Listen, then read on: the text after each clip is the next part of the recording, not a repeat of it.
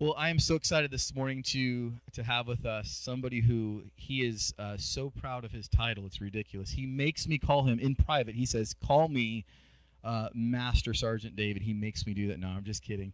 He he is very, very humble. And whenever I had to ask him what his title was for being here today, I said, "Remind me again." He's an E8 in the Army Reserves at this point, and Master Sergeant is his title, which it just sounds impressive, right? So, but David is a dear friend of mine and was in war zone time in Afghanistan, and helped train the Afghan army, and drill sergeant, so he can scream at you if you want to later. It's just fun to hear. I don't know if you'll do that for somebody. You could scream at my kids. You guys need to be screamed at? Okay, no. He loves them. But we'll line the kids up after anyway. But I was so thankful for him to be here. I've been wanting to interview him for church, and I know that we always hear the phrase, freedom isn't free. We know that to be the case. And so I'm just so excited for you to be here. And our whole point today of being able to get to interview you is to be able to figure out what it is that we as a church can do to be a blessing to our military, which I think is an important question. How can we be a blessing? So we're going to go over all these things, but maybe if you could, just as we start, maybe just tell me a little bit about your family, maybe the year you got into the service, and then we'll jump into some questions.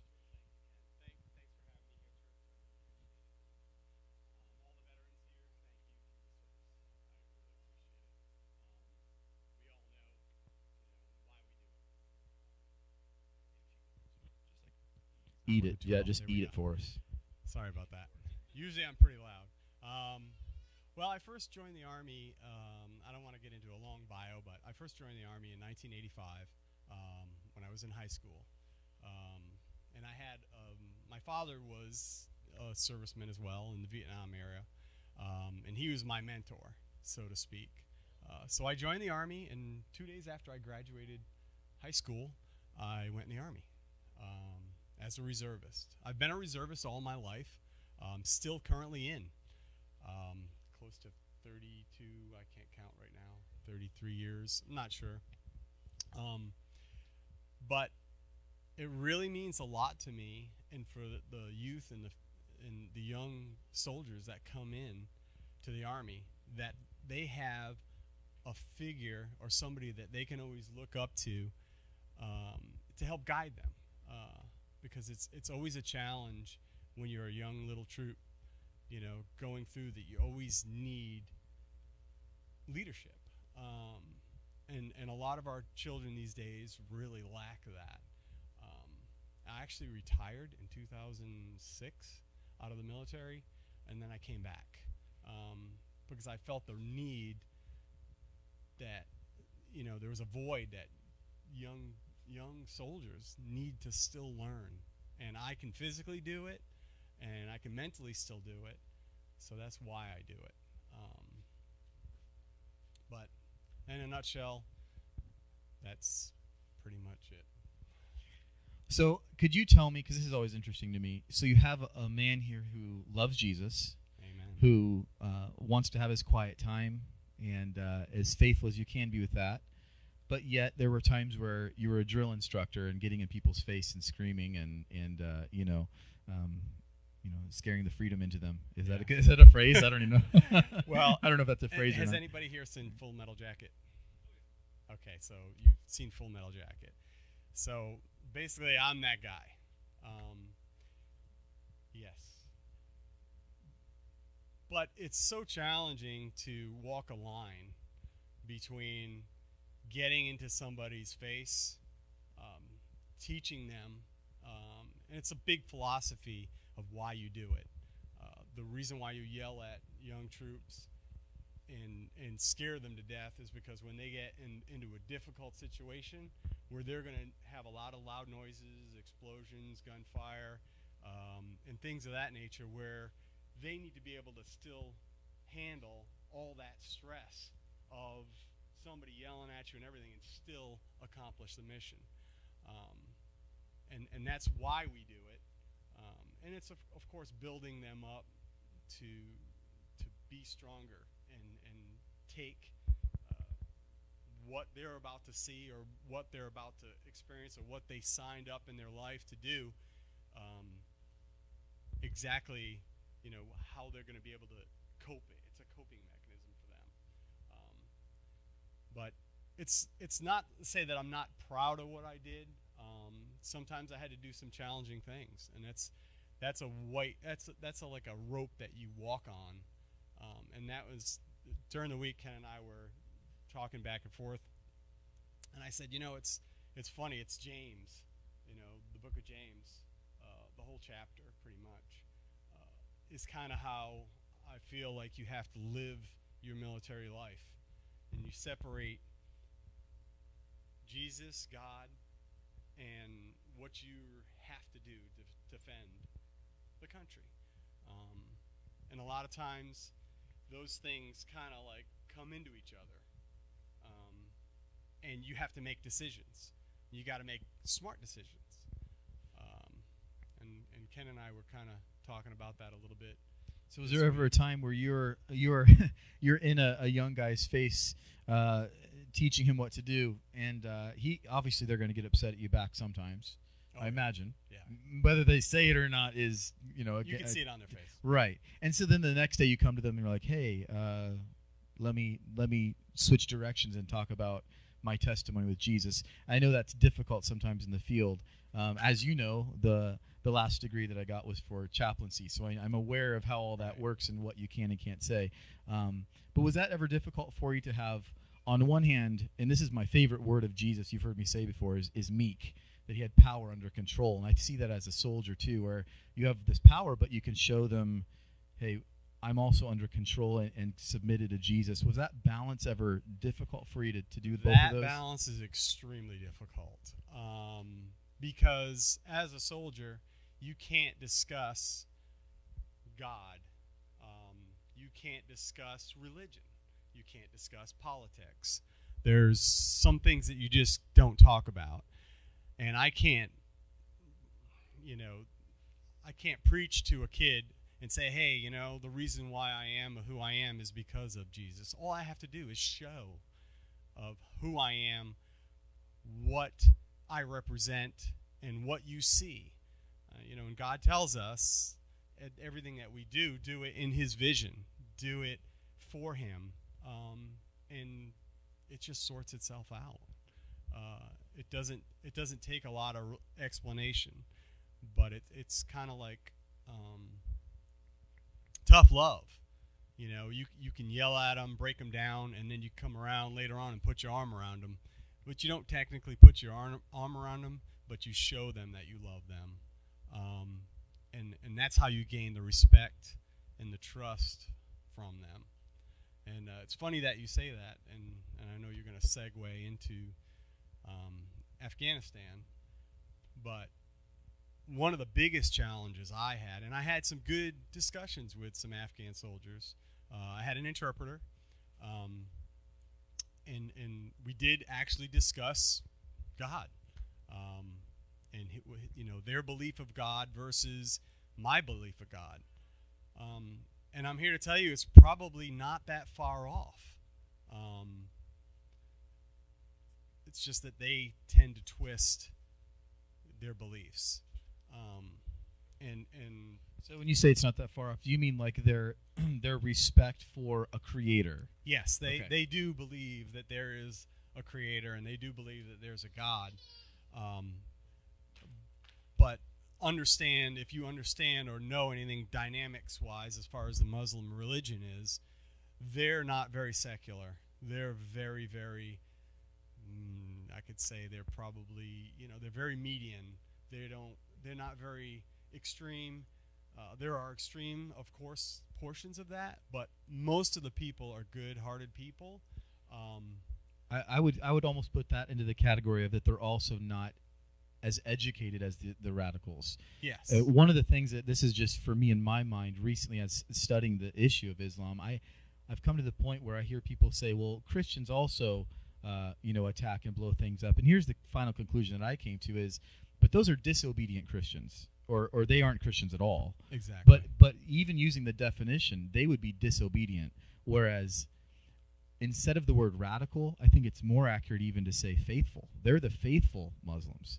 The ones who are the peaceful ones, they're really Right. disobedient to Right. their faith. So maybe ignorance has helped us have some safety. Maybe they aren't studying or as dedicated, and that's actually good for the world.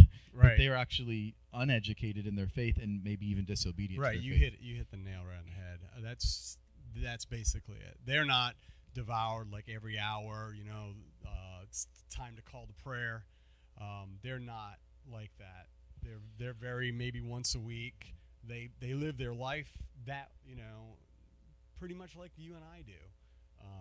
So when you a lot of times when you hear a lot of things in the news and you see a lot of things, it's really not what you see is what's going on. I had a lot of good times with Afghan soldiers, and So there's fake news. lots of fake news. Had to fit it in. I'm so sorry. Lots of that. You said something to me one time that was so interesting. That we talked about chaplaincy when I was preparing to do that. Right. And you had mentioned that some of the guys that are actually in the Army, that is their normal. When they go home, that's their war zone. That they're actually safer in the confines of the structure of the military. And a lot of the difficulty for them is when they actually go home to face a family in ruin or not knowing what they're going to do for a job. And I don't know, can you tell us a little bit about that? Yeah.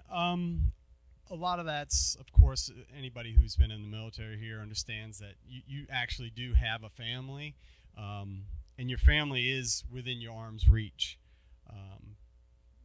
And I can give an example of that. I worked with a guy in Afghanistan. Him and I kind of had conflicting personalities, really conflicting personalities.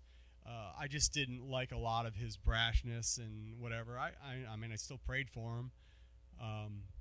But he wasn't the kind of person I was. I didn't care for him too much, but I still loved him, and I actually had to, come in difficult situations with him. So we had to depend on each other, regardless of everything. So that's always the thing that keeps you together, that your family's always within an arm reach of you. I know when you were in Afghanistan, one of the things that you've shared with me is, if you can imagine this, as you're training the Afghan soldiers, you're also looking around, and the enemy is there, and they look the same. And you sometimes couldn't tell, am I training an Afghan army good guy? I mean, they don't stamp their heads and say, I'm a good guy and I'm a bad guy. So did you ever feel like you were in danger when you were on the battlefield like that, trying to train them? And I don't know if you remember, historically speaking, I was there from 2011, 2012, and the biggest threat that we had was green on blue. Basically, it was Afghan soldiers shooting American soldiers. Basically, they were embedded in, and they would get twisted, and they would come and they would kill American and NATO soldiers. So I think the statistics, like 68 people in 2012 were killed over in Afghanistan, and 45 of them were right next to each other. Were people that we worked with. So the threat was incredible. I mean, I could be standing right next to the guy Ken, and boom, he would shoot me. And I think I've shown you some pictures, but I had to work with these guys with loaded AK-47s right next to me, and had to trust them. I had to have faith that I had trust that he wasn't going to blow me up or shoot me. That was the most challenging thing. That's the thing that I prayed for every day, was that this guy that I'm working next to and these people that I'm training, because I would have gone all around the country training these, I didn't know them from Adam. And that was the biggest challenge and stressor for me. Sure. Was, am I going to get shot today? And over there is not like here where you could have a rap sheet here where we can pull your social security number or have a history. Whereas, they talk about vetting people. You can't when people don't have a history on file. So when you're over there, it's not like you can vet these people to see their history. Is that right? Yeah, absolutely. Right on it. You nailed it. But the biggest thing that I can say, I mean, every day I had my devotional.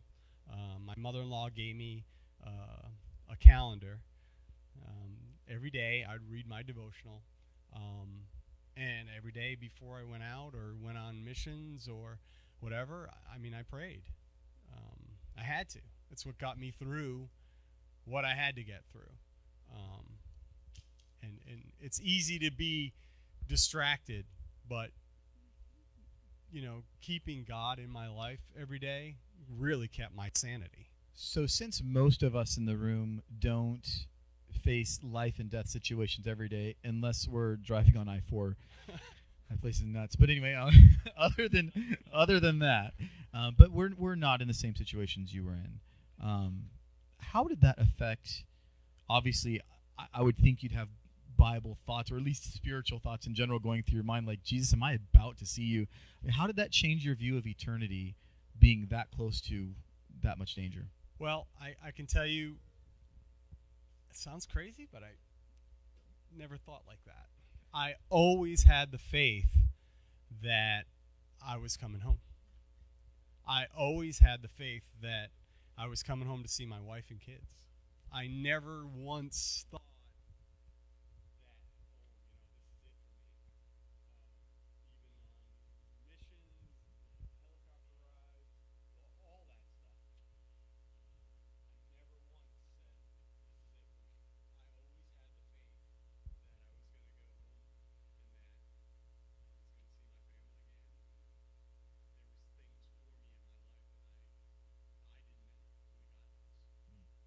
Let's swing real quick to your family, because I know that it seems like to me that the manly stuff and the stuff in harm's way is something that as a man you can deal with, but I can't even imagine being away from my family for that long, and being on the other end of it, being home where Deanna was, then seeing her every Sunday come to church and faithfully just smile and say, pray for our family, and I'm like, I am. Tell me a little bit about maybe how we can better pray for a soldier when we hear somebody's going away for a year.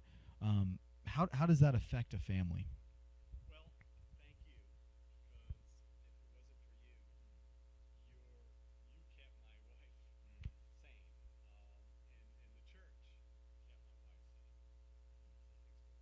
Here we go. I keep shutting it off. Sorry.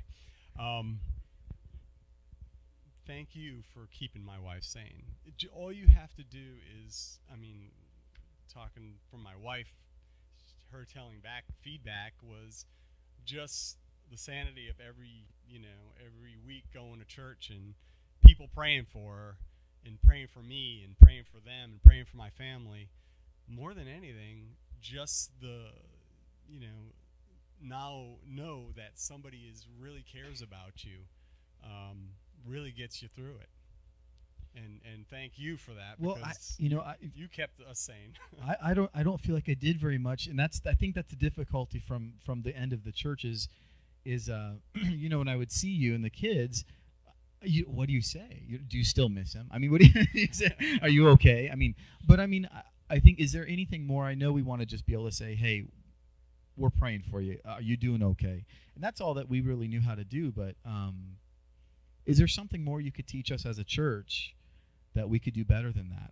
Tell me what a gift pack would have meant to you, or something like that. We tried to organize that. Yes. And about the time I had it ready, you came home, and I went, right. Well, we blew that. So we started collecting things for him, and then he came home, and I ended up handing my gift to you. But I got it hand delivered in person. That was great. Can I just pause you for a second? Let me tell you how much I love this man. Patriots.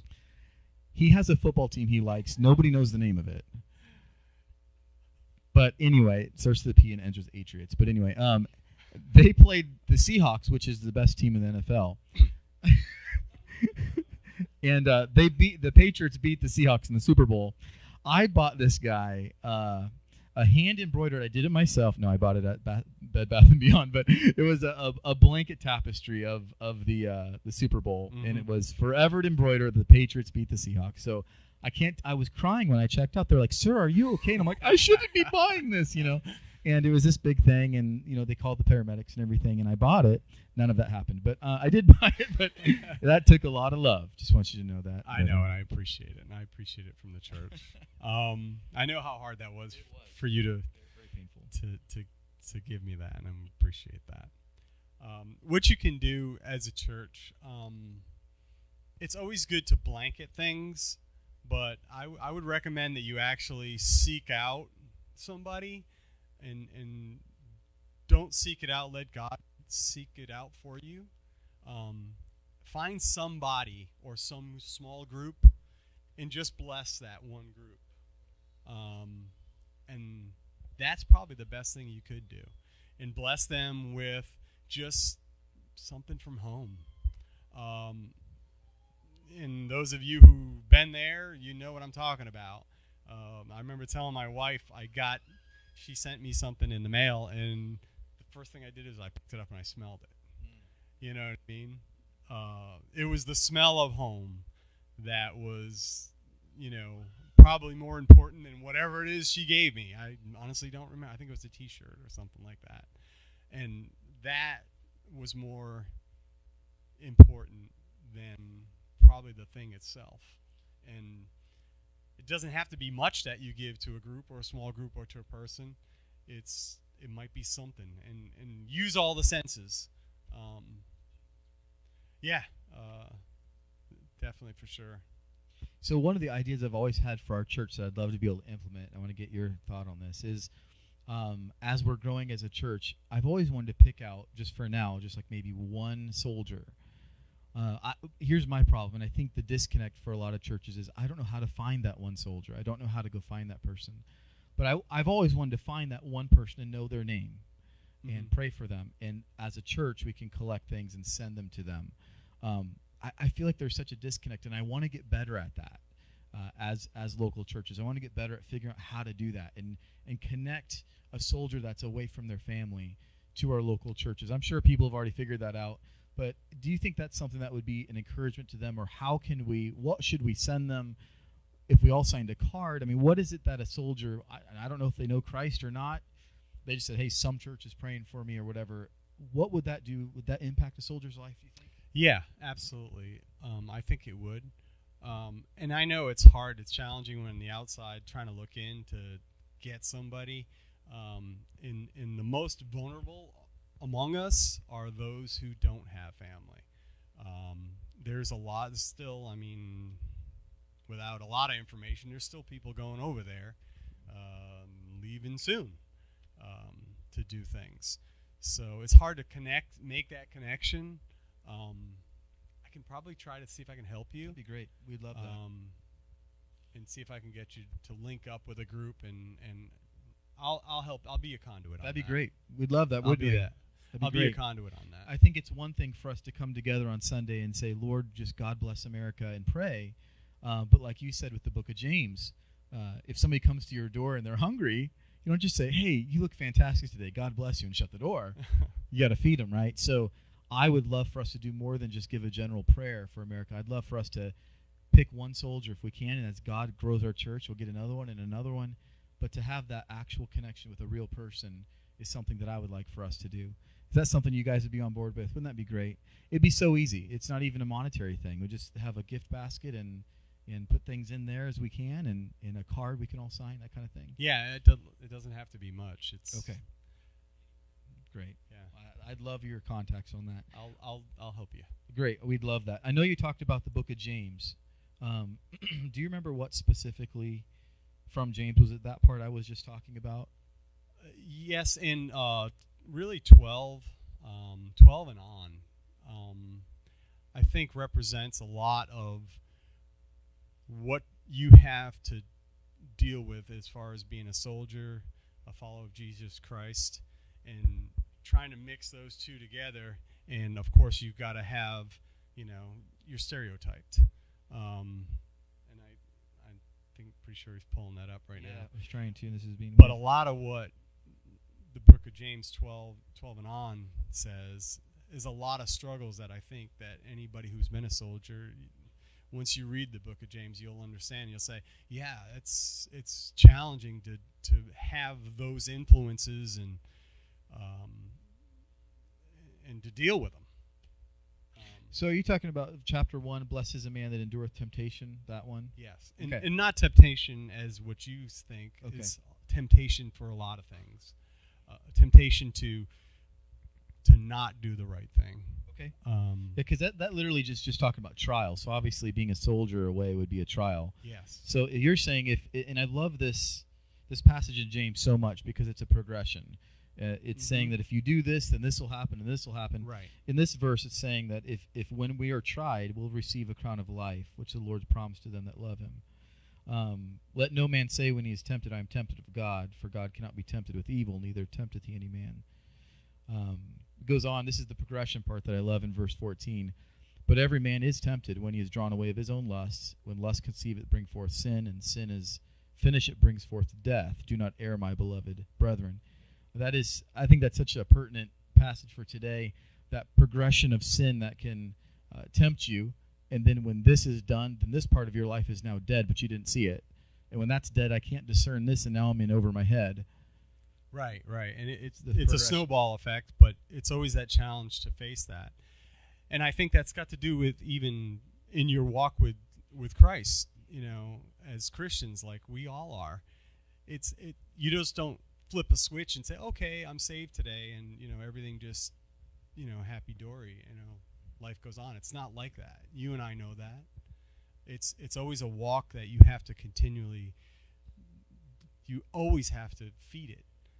You always have to keep the hunger. You always have to be after it. You always have to be, because the devil is like constantly after you. And in your walk with Christ, I've known through my life, it doesn't happen that quick. It's always a progression. You always get better. You have setbacks. We all do. We're sinners. We all have those setbacks. We all lose our way with God. We all go through seasons.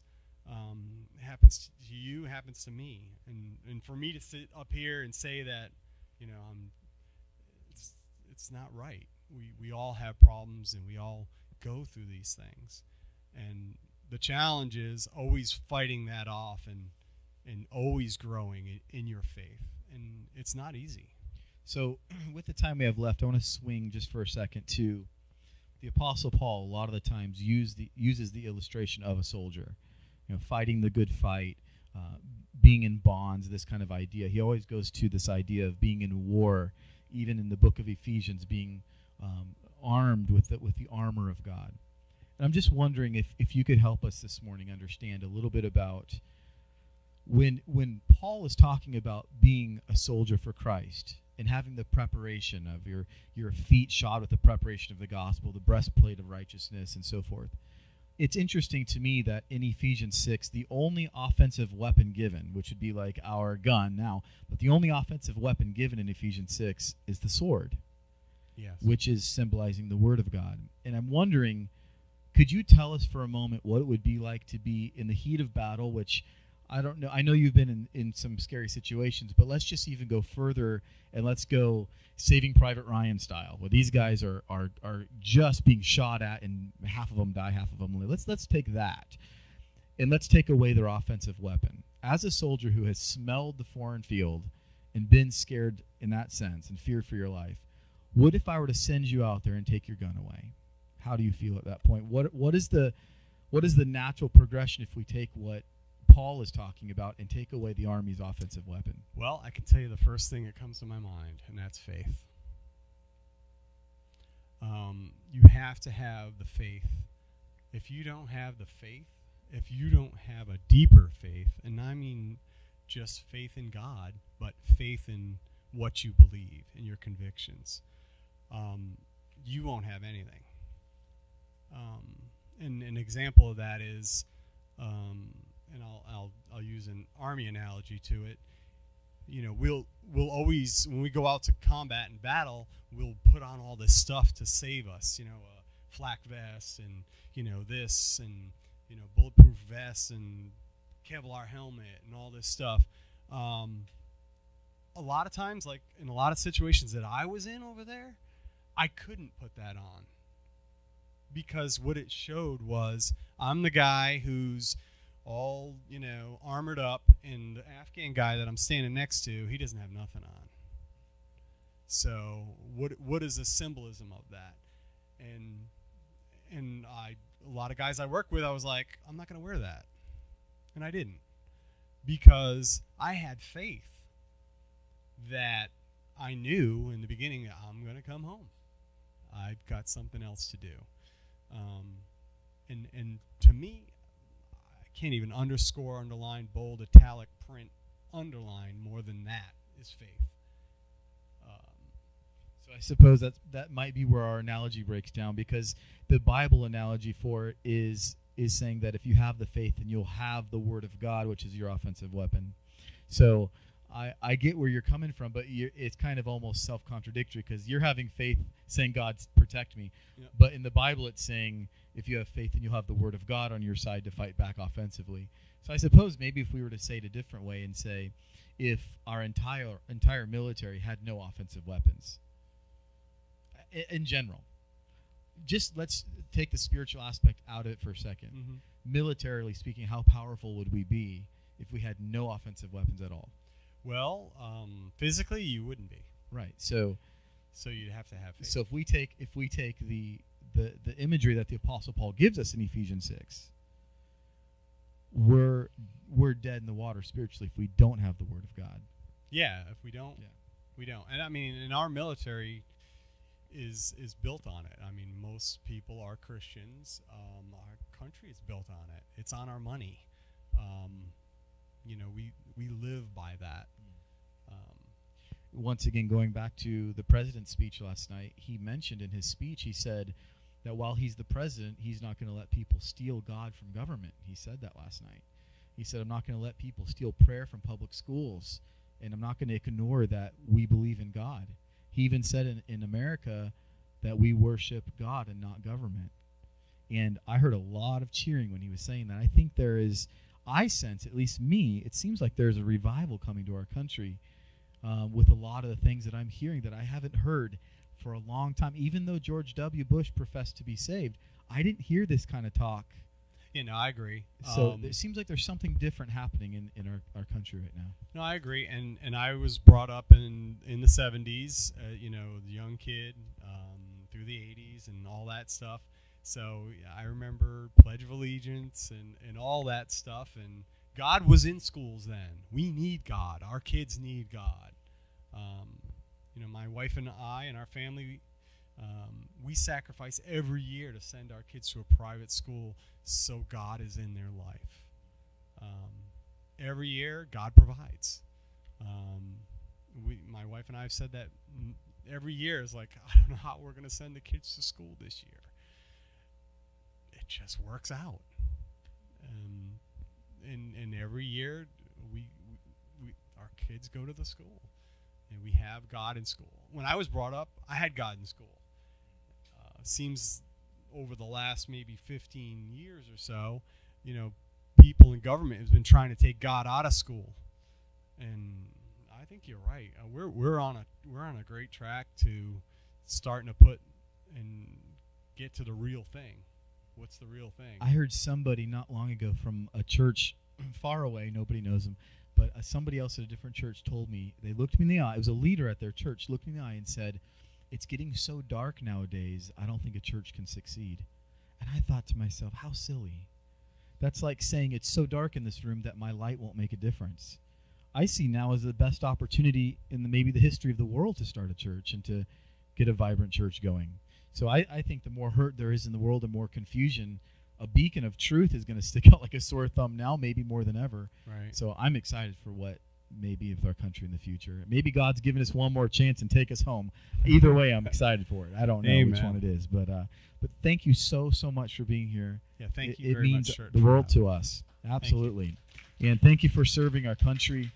And it means so much to me personally, and to you're the closest person that I've ever been to have as much discussions of the hours we've talked of being in the Army. And I appreciate what you guys go through as a family.